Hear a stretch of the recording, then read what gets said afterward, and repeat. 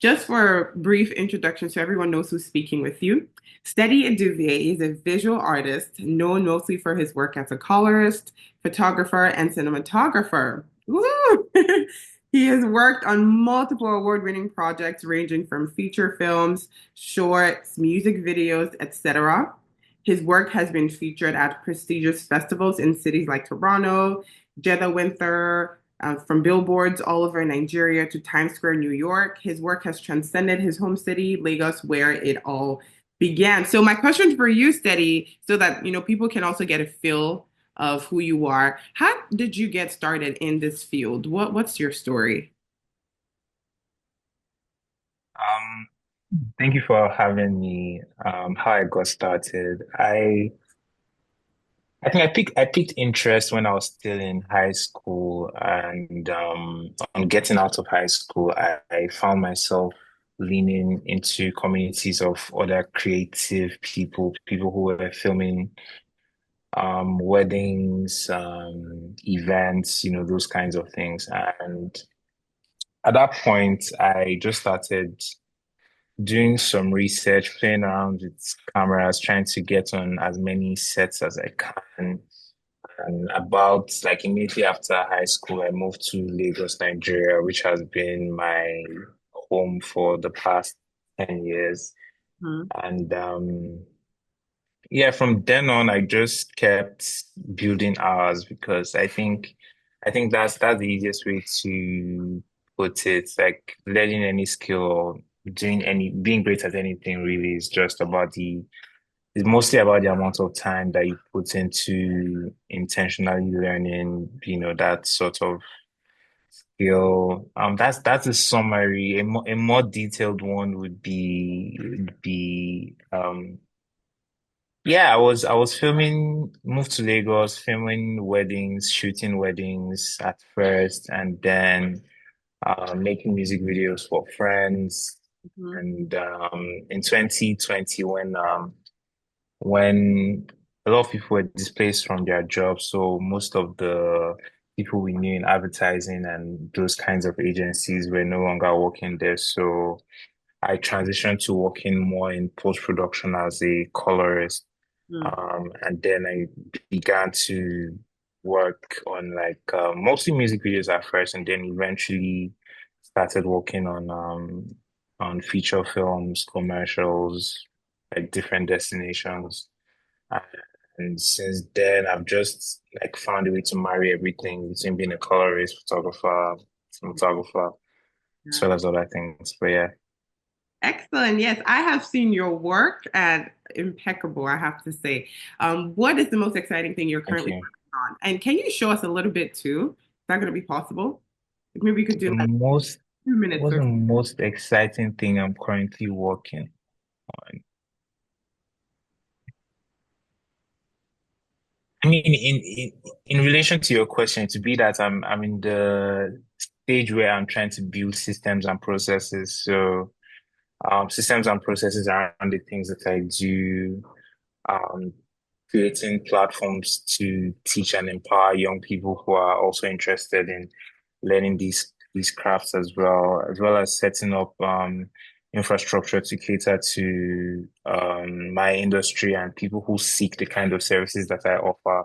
Mhm. So as opposed to being the only person in my own team or house, so to say, who does certain services, trying to expand my reach, train more people, be able to um yeah, manage multiple projects at the same time. I think personally that's some of the more yeah, I think that's the most interesting thing I'm working on at the moment. Just building processes around the things that I do. Beautiful. Awesome. Well, thank you so much. I hope you guys have at least some form of understanding. You can also find him on Instagram and Twitter. Well, Instagram, I'm sure, steady.eduvie, which is on the flyer. But everyone here and everyone who's going to be watching this is going to be watching with some expectations in mind. I already have some questions here because we have a good chunk of people who are beginners, a good chunk of people Hmm. maybe have worked the camera before, but just in the sense of photography, like how, like being better, or even just getting started. So, I have a question here. For someone who's looking to learn, where can I find good resources for a beginning photographer? What would you suggest? Resources for a beginning photographer. Personally, what I used when I was getting started was this guy called Cal Taylor. He has this photography course that explains a lot of concepts, but I think now it's called, let me search real quick. Now it's called um I'll check for what it's called over the course of this webinar. But the concepts behind how I think people should approach learning photography, as well as any visual craft or anything that is like part creative, part technical, is you want to first of all start by building your sensibilities, which is be able to understand and speak the language, right? So, for instance, you can't have a conversation in Spanish if you don't know how to speak Spanish, right? So there's the part of learning the lingua, and then there's a part of now being able to learn complex concepts around the language you've learned. So, and bringing it back to photography, it's you'd start by learning technical principles like exposure, composition, and the more rudimentary technical aspects of photography.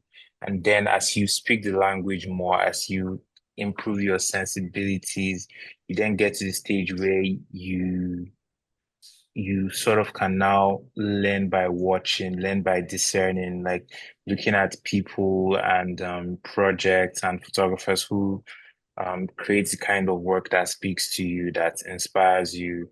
And when you're at a level where you speak the language, you understand like the quote of some forms of techniques of visual storytelling, you can now be able to look at an image you like and be like, this image speaks to me. And the reason why I'm drawn to this image is because of these techniques that this photographer used, right?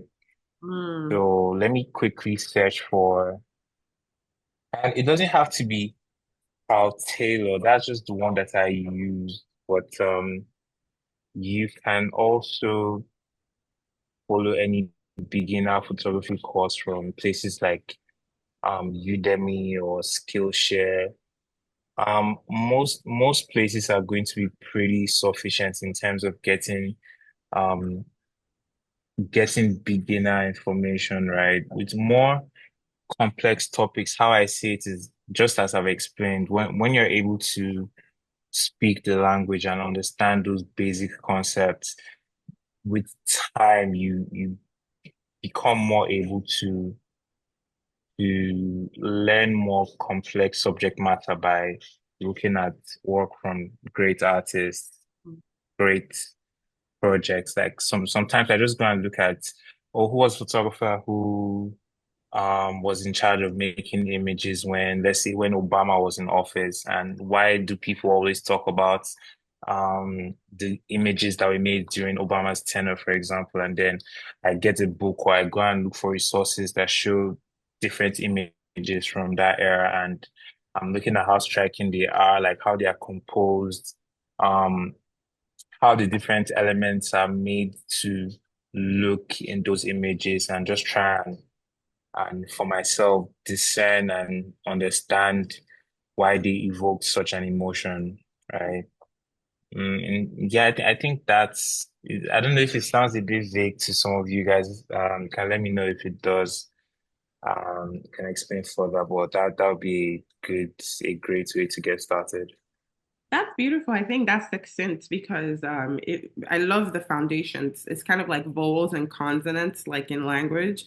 Until you get that, it might be harder to evolve or, go on to complex things. So I think a follow-up question that I now even have, just for anyone's benefit too, is what would you recommend? I was going to say top 10, but that might be a bit too, like, to think about 10 on the spot. But let's say top five foundational language things in photography to master. For example, I can think of one maybe composition, but what would you say the top five for a beginner? or someone developing their skills would be? hmm I think for me the first two would be exposure and composition. So with exposure, you have your exposure triangle, which is ISO, aperture, shutter speed, which basically controls the brightness of the image on the surface. But on a deeper level, it also controls like the amount of depth you have in an image, the amount of blur you have in an image. But on a rudimentary level, it controls how bright an image is. Composition is the question of what do you put in your frame and can you hear me? Yes, we can hear you, although you're temporarily frozen, but we can still hear you. Okay, now you're on frozen. I can't hear you. Oh, it's saying my internet connection is unstable.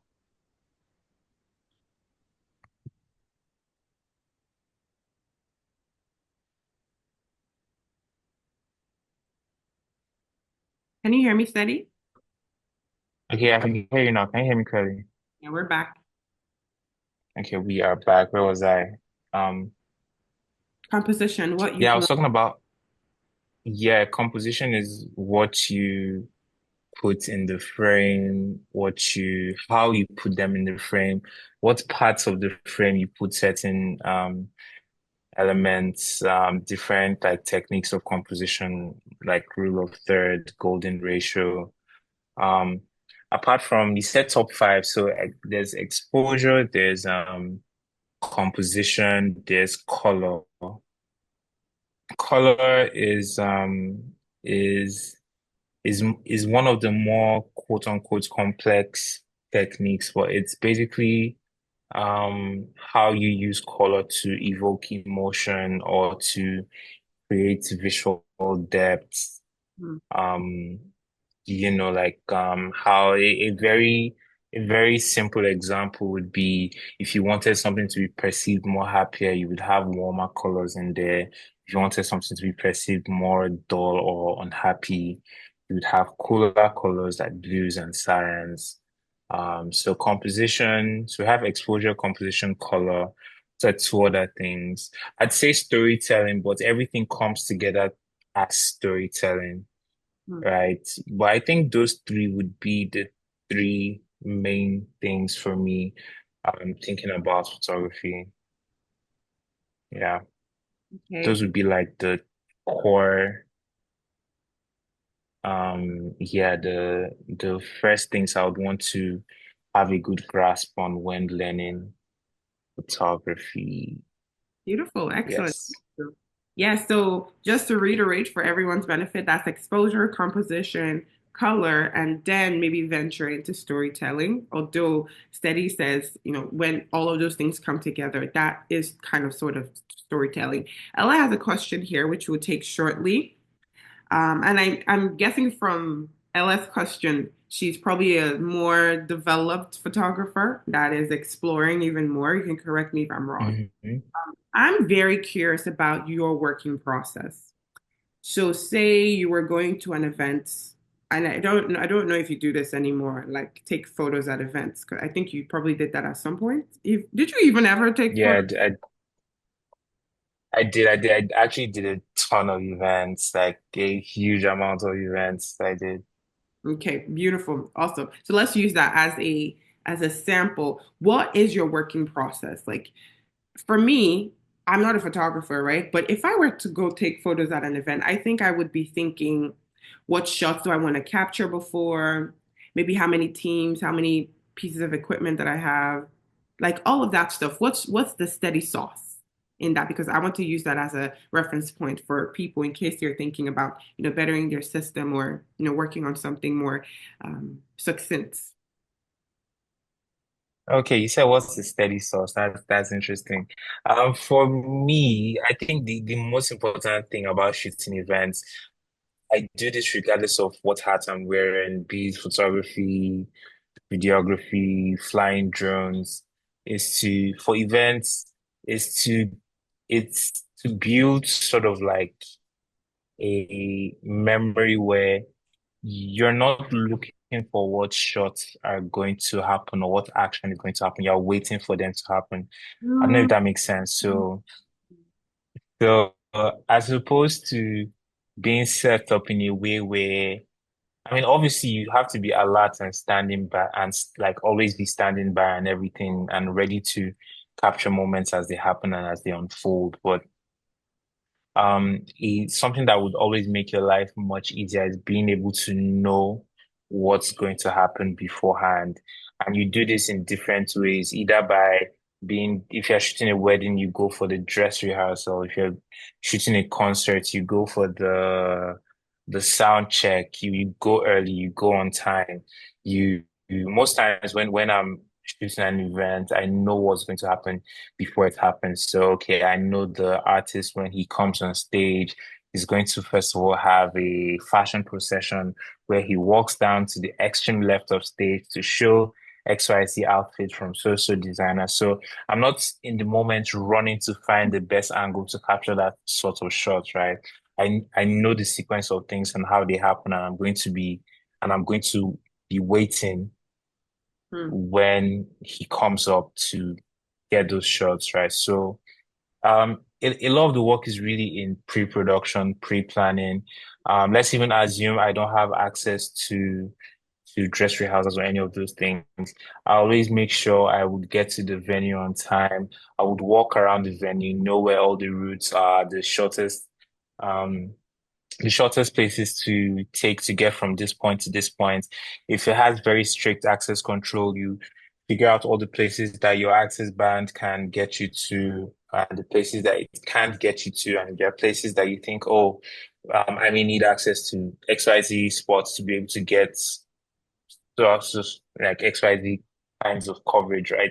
You start working to get those kind of things before it gets to peak time when everyone is already super busy. And that is from a logistical standpoint, but even from a technical standpoint, when you go for the setup, you see what the lighting is going to be. Mm. You have an idea for what equipment you would need in those kinds of lighting conditions. It basically gives you a certain kind of confidence that you know what's going to happen. You're prepared for most of what is going to be thrown at you in on that shoot event day. Um, how I usually think about gear and equipment is when I have this information, I'm like, okay, the venue is so big, I need a very long lens, Mm. or the venue is a bit cramped, I need something that can show like a wider perspective when I'm up close to a person. Yeah, having all that information before the shoot day or at least before the time exactly where you're going to be shooting is basically going to make your work a lot easier, Mm. right? And that's how I think about shooting events. I mean, there are obviously a lot of other areas to cover, like um the size of the event. Do I need more than one person? Mm. Right. Like, um, there are certain venues where it's almost impossible to get like full coverage as one man. So you might need to get maybe an extra hand or two. Where you delegate certain areas, you can be like, oh, you focus on getting crowd reactions.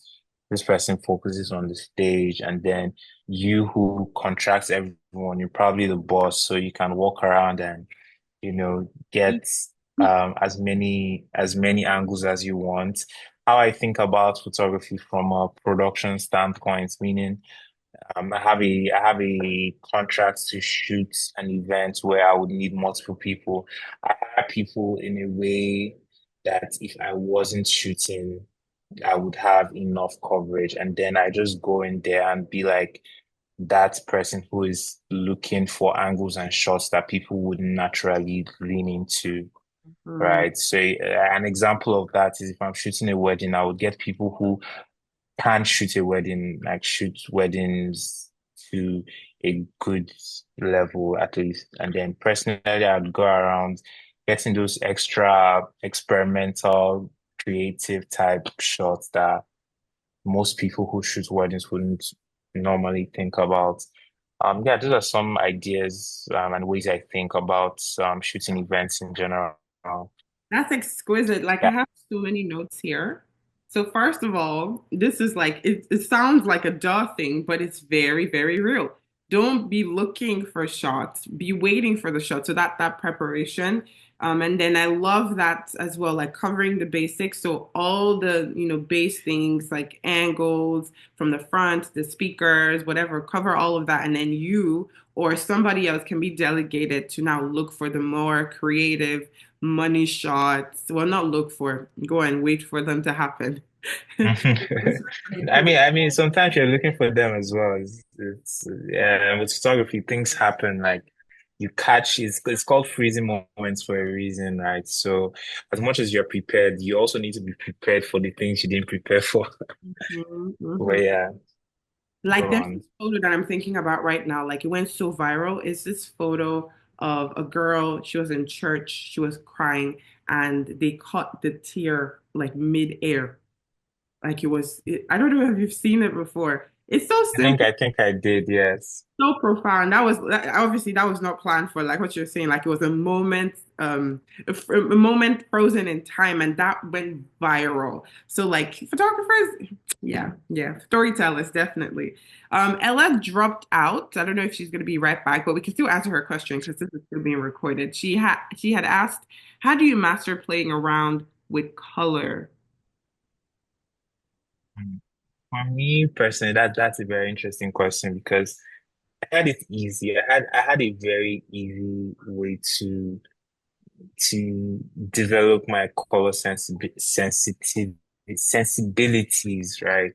So because for the most part, I've been working on productions that most people would refer to as, at least in the Nigerian context, refer to them as high budget productions. So those projects would usually have production designers, people who are dedicated to building color palettes and all that. So for the most part, working with people who are already very experienced in the field of combining colors, working on those kinds of projects, I subconsciously developed a sense of colors that combine well together. That's it for me personally. But in terms of doing more research about colors, you learn terms like complementary colors, analogous colors, um, triangular color schemes, This is right? like Design 101, guys. So I mean, there's this very interesting book that I think I would recommend to anyone who's trying to understand the role of color in storytelling. It has a very interesting title that always raises eyebrows whenever I call the name. It's called "If It's Purple, Someone's Gonna Die." That's the title of the book. It sounds sketchy, but it's the title is born from how people relate the color purple to topics like bidemi and sadness, Mhm. right? So resources like that would give anyone a very good foundational understanding into how colors work, colors and their meanings, how they combine with each other. And the thing about it is when you learn the basics, you begin to see it. Like you look at the McDonald's logo and you're like, why is this so appealing? Why is it that whenever someone sees the McDonald's logo, they feel so drawn in and wanting to have all those unhealthy carbs, right? Like Mhm. there's all kinds of subconscious marketing that goes into the choice of colors, the amount of color as well. So like the color that is most pronounced and how much it calls out to you and makes you want to walk into that store and spend your money, right? So, yeah, the book I mentioned is a great resource. I think is one of the best there is.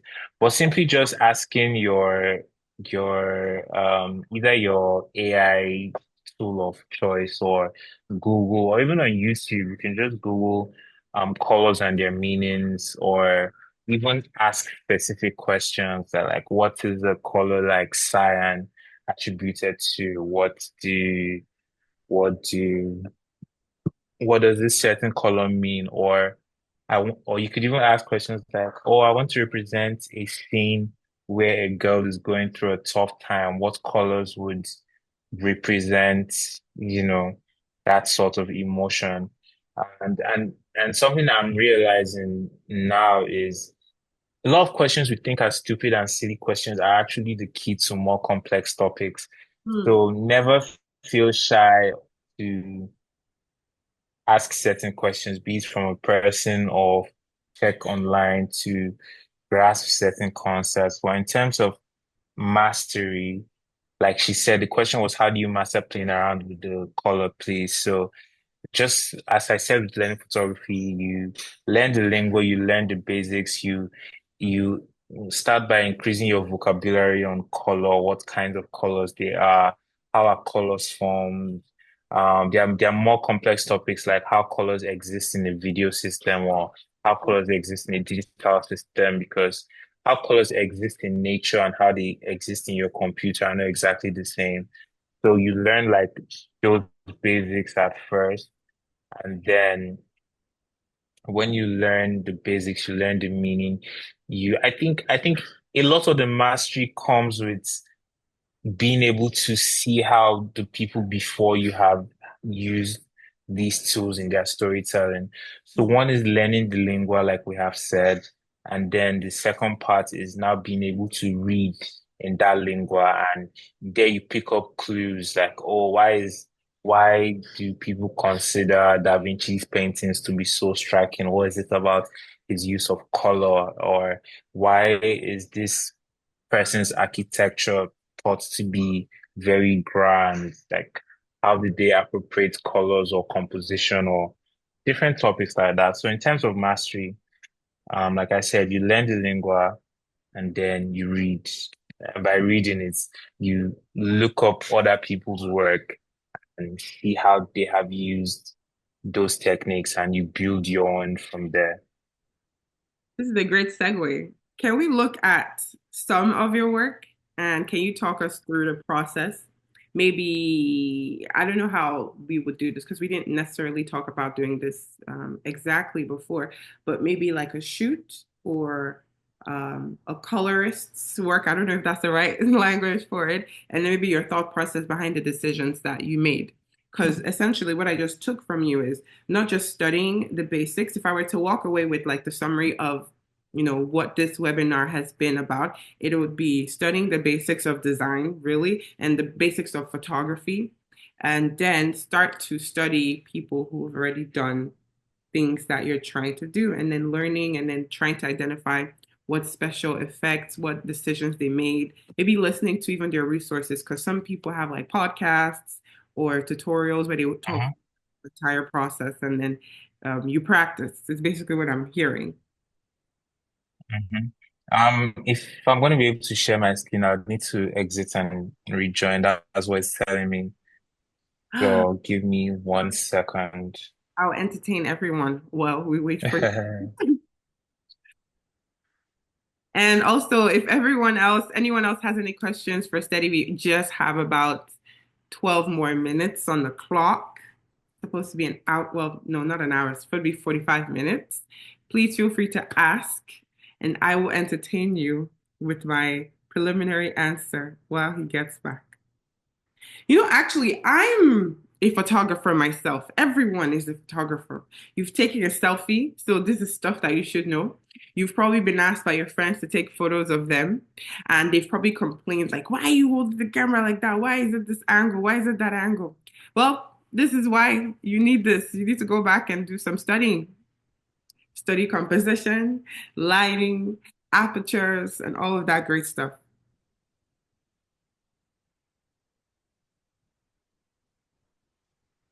Yes, we can see your screen. My screen is being shared. We So can, what you said I should reference yeah. some projects. Okay, let me see. Wow, this looks so So fun.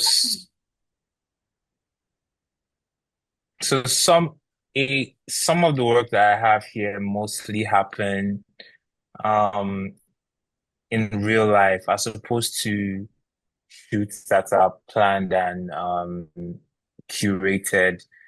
Most of what you're gonna see here is documentary style photography, capturing moments as they happen. I'm trying to look for images that have more of a story behind them. And yeah, I take a camera with me everywhere I go. So every trip, every every city, every time I leave the house, there's usually always a camera with me. Worst case scenario, I have my phone with me. Um, these most of these images are taken in time. Hmm. So in time, I mean in real time, like they're not curated. I think I have a different folder where I have some more curated um projects. Let me see, people. What are your two go-to cameras that you take with you everywhere? I take a Fujifilm. It's a very tiny camera actually. It's let me quickly show you guys. Fujifilm. I shoot almost everything on this guy. Let me see. Like 95% of everything I shoot is on a tiny camera body like this because I'm of the school of thought that sorry, think I'm hearing myself back. But yeah, I'm of the school of thought that it's better to always like the great photographs are the ones that are taken. So if you're in a scenario where you can't take a photo, then the image is never made. So in choosing the gear that I use, because I like to capture this everyday feeling of my life and the world, I would always opt for something that is small and capable. So something like this is about the footprint of a phone, and I've used this to do projects ranging from shooting weddings to Wedding. album cover, yeah, to concerts to album covers. It's my tool of choice. Yeah, pretty. That's to answer your question.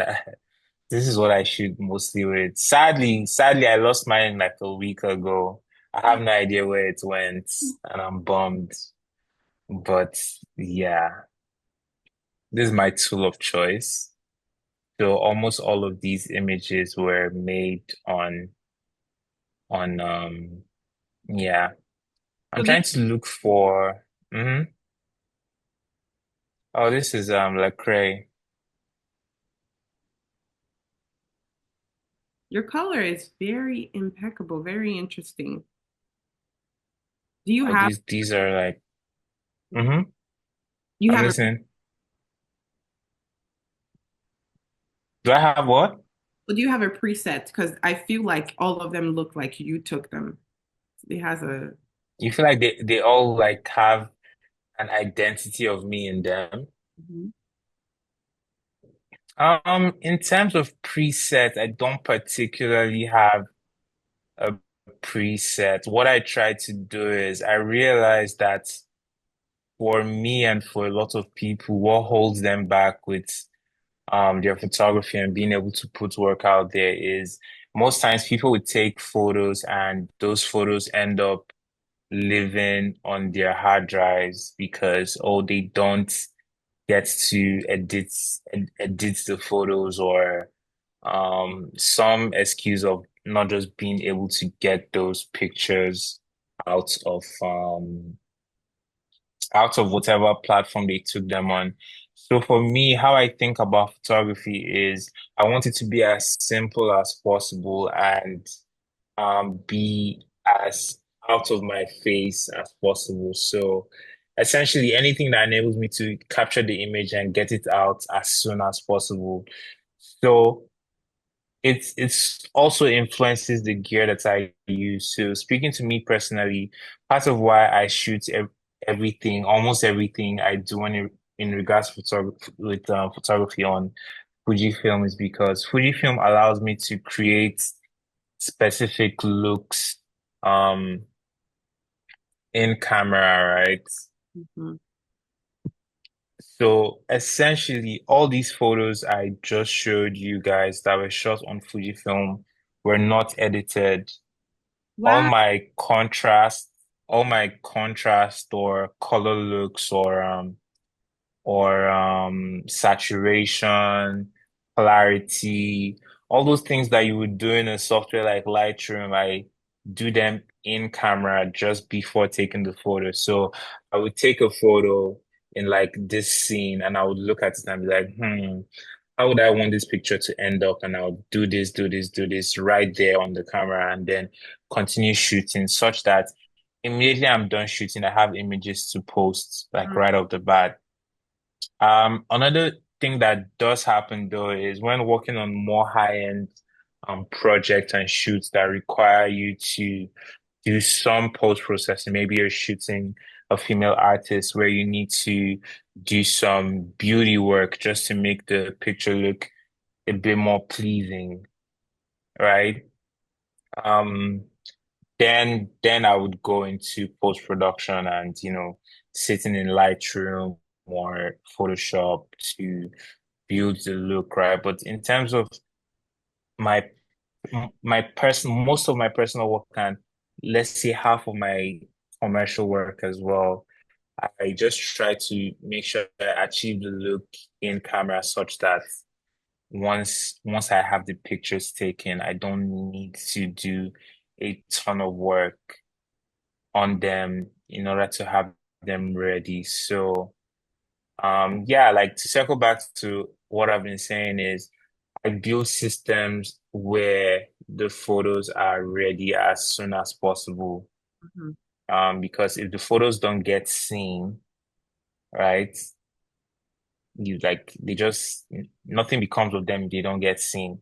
The photos aren't just for your personal consumption. I mean, there are those photos you want to keep to yourself, but mostly I think one of the greatest feelings I've had as an artist and as a creator is having people appreciate my work and then say and express how it's made them feel or how it's communicated the story of that scene to them, right? So you want to make sure you build systems where those images get seen. Like this image, for example, this was in the Craze Hotel before the event he was performing, and that's his stylist fixing his. This was a very candid moment. Huh? What's her name? You said what? What is the stylist's name? Her name is Tenny. She's late now, bless her soul. She looks familiar. Um, yeah. Um, so like with these images, for example, they're about being able to tell the story of quote unquote preparation, like the things that happened before he got on stage, right? Those are that's like the intent of these images. And really with all creative work, I think the first thing you learn is the how Hmm. to create these images. But then the more important thing you learn later on is the why. Why do we need to make these images? What story are we trying to tell? Right? Why do we use XYZ techniques in this case? right? For example, here, this is a technique people would refer to as a frame, sorry, a frame within a frame, right? So this is just to give a sense of him being in a bigger space. Um, because this shows, for instance, how much depth there is in the space, right? Shooting him through this circular piece here creates this illusion that, oh, we might be able to only see a small portion of the image, but then he's in a much larger space, right? And also the seamlessness of the mirror. It's a circular mirror, it's not a square mirror. So it sort of symbolizes a bit of friendliness. Right. I mean, I couldn't control what mirror was in this hotel room, but then it played into my narrative, right? And I saw it and I captured it as well. So in this case, the circular nature of the mirror being within a frame also depicts calmness, continuity, right? I'm trying to check for other images. These are just day in the life, and it's yeah, this image, for example, was taken on set. This is from 2022. I was shooting a video in Nairobi. And then this is the video director who was previewing some of the clips. And then these kids who were on the streets came around to have a look at what the director had shot in this particular scene. And it was a very pleasing candid because the director looked into the screen and he saw something he liked, and then he was smiling, and then noticed that there were a bunch of kids around him who were like peeking their heads in and smiling as well. So this is pretty much candid moment. I Mhm. shot it in portraits, but ideally, in this kind of scenario, if I had shot it landscape, there would have been more context to the story, right? Because you'd be able to see more things that are around them, and you get a better feel for what's going on in the image. So that's an example of like a how and a why. Yeah. So how is you learn how to shoot landscape or portrait, and then why am I shooting landscape? Why am I shooting portrait? This story would have been told better as a landscape image. Let me keep going. This was a very fun image I did in what city? I think this was in Calabar. I was shooting something for the drink brand Jameson. Um, there's a bit of blurriness and things happening here, but essentially what it was an in this was an in-camera technique where I used the slow shutter speed to blur out the light, and it's called a shutter drag. You can check it out online if you're curious as to how to make this kind of image. The technique is called a shutter drag. Candid, fun image, this candid um limo blaze on stage with Hofferay. Um, um, let me see, candid as well. A man smiling, and like if you notice how this is framed, you see the technique of the rule of thirds coming into play here, where we have our point of interest, where we have our subject placed in a part of the frame where our eyes would naturally be drawn to. So that's a composition technique. So you can reference techniques like the rule of thirds or the golden ratio. Yeah, those are like key points you can research more about later. Means then Yeah, this was if it's high court, you can lose a game. okay. So this is yeah, this is not candid. This was a pose photo. Well, it was from a friend's birthday, and there was just this part of the venue that he made for taking pictures. So it was pretty much natural lights, couple things in the backdrop. here, the composition style, same thing, rule of third. I try to offset the subject to one side of the frame and then find balance in the frame as well with all these other elements around. Um, Let me try and see. These two just got married, by the way. Shout to them. This this was a wedding. Um, Weddings are a whole different ball game. Yeah, because you have to balance how you see the wedding and how the couple wants to see the wedding.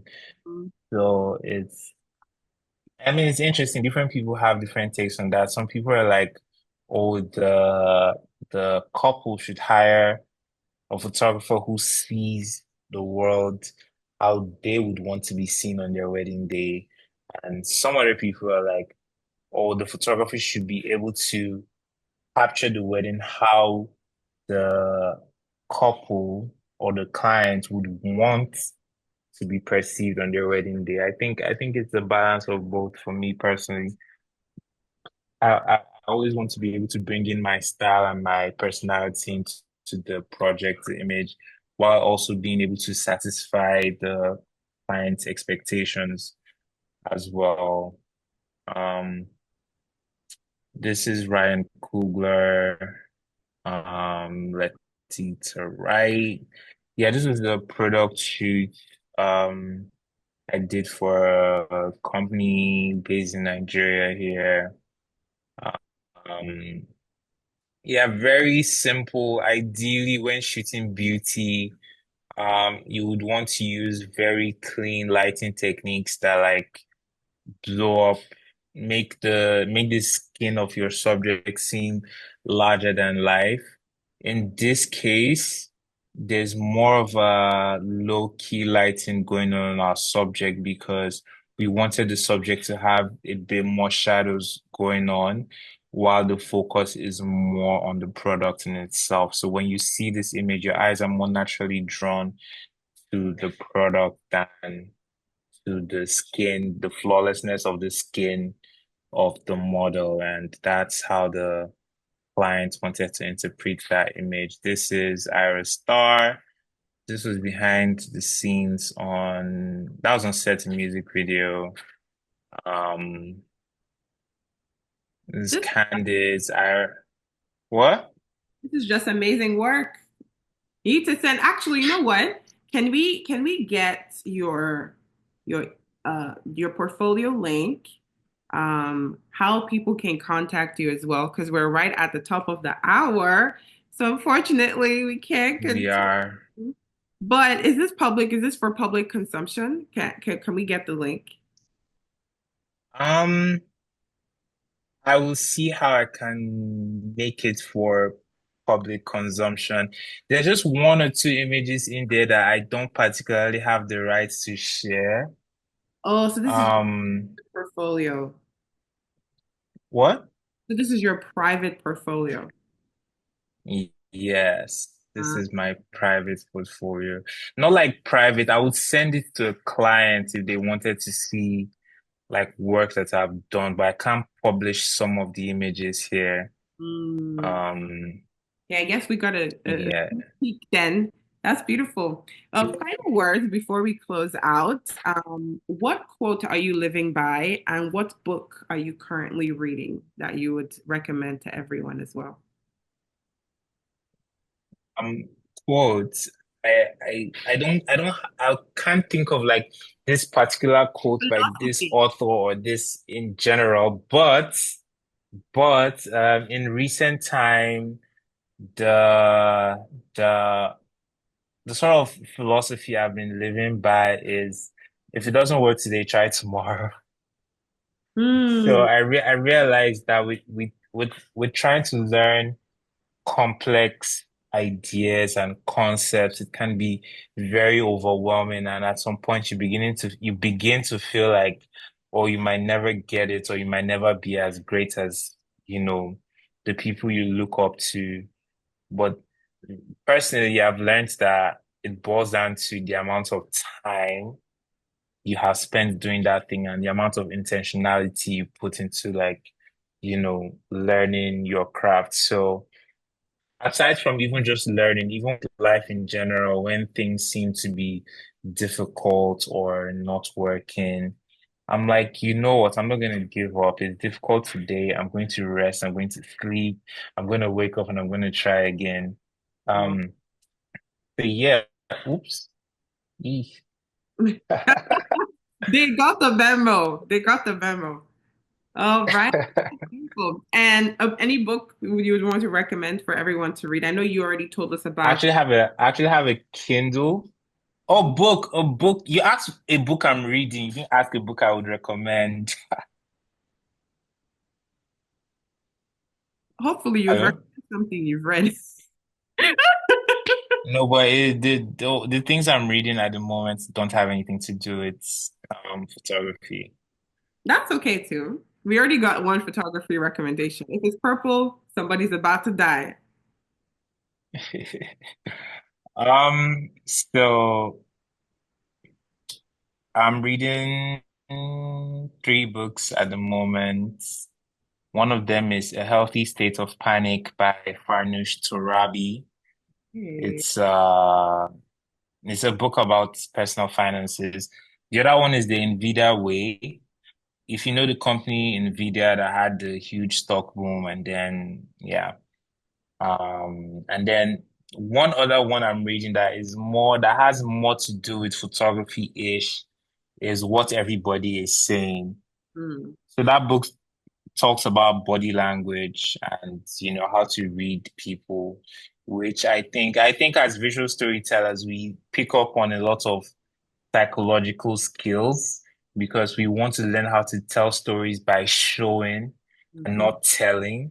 So I mhm, don't want to tell you that someone's about to be born. I want you to be able to get a sense by seeing it, right? So it's a good idea to learn about non-verbal cues and those sort of things. So part of that is why I'm reading a book titled What Everybody's Saying by Joe Navarro. Yeah. Awesome. Awesome. Awesome. So essentially, Eddie Steady is in his money era. hmm Thank you so much for your time. Thank you, everyone who will be watching this later. Thank you to our live audience as well. It was great having you, Steady. I hope everyone has a great day. Thank you.